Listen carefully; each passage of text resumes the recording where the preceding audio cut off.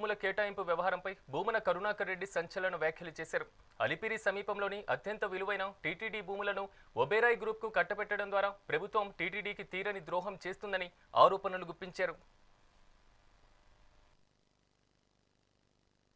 ఎవరో ఒక సద్బ్రాహ్మణుడు, అత్యంత నిష్ఠాగరిష్ఠుడైనటువంటి మహాపురుషుడెవరో వందల సంవత్సరాల క్రితం భగవంతుడికి ఇనాముగా ఇచ్చినటువంటి ఆ భూమి ఈ రోజున ఇలా ఒక ప్రైవేటు వ్యక్తుల గుప్పిట్లేకి మళ్లే విధంగా చంద్రబాబు నాయుడు గారు, ఇది మార్కెట్ విలువ ప్రకారమే 466 కోట్లు సుమా, బహిరంగ మార్కెట్లో కనీసం అంటే 3,000 కోట్ల రూపాయలు విలువ చేసేటువంటి స్థలం.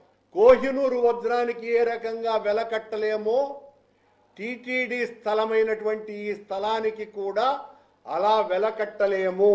ఇది అర్బన్ ల్యాండ్ లో ఉన్నది, పాత స్థలము రూరల్ ఏరియాలో ఉన్నది. దాని రిజిస్ట్రేషన్ వాల్యూకి, దాని మార్కెట్ బహిరంగ మార్కెట్ విలువకి, దీని మార్కెట్ విలువకి హస్తిమ శకాంతపు తేడా ఉన్నది. ఎంత ఆశ్చర్యం అంటే చంద్రబాబు నాయుడు గారు సాక్షాత్తు వెంకటేశ్వర స్వామి పేరు చెప్తూ టీటీడీకి ఎసరు పెట్టేశాడు.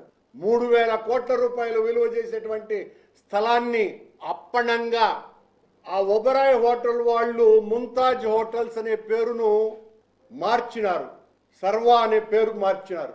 అంటే శంకరయ్య సులేమానుగా మారినట్టుగా వాళ్ళు ముంతాజ్ హోటల్కు ఇంకొక పేరు పెట్టారు.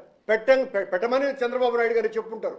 వాళ్ళ పేరు అది పెట్టిన తర్వాత ఈ తతంగమంతా నడిపించి 13వ తారీఖున రిజిస్ట్రేషన్ చేస్తే ఇప్పటి వరకు రిజిస్ట్రేషన్ ఆఫీసులో ఈసీలో కనపడటమే లేదు.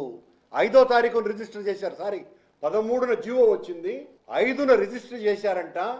ఇప్పటి వరకు 15 రోజులు అవుతోంది, ఇప్పటి వరకు ఈసీలో కనపడటం లేదు. Stamps and registration website, official వెబ్సైట్లో నిల్ అని కనపడుతోంది.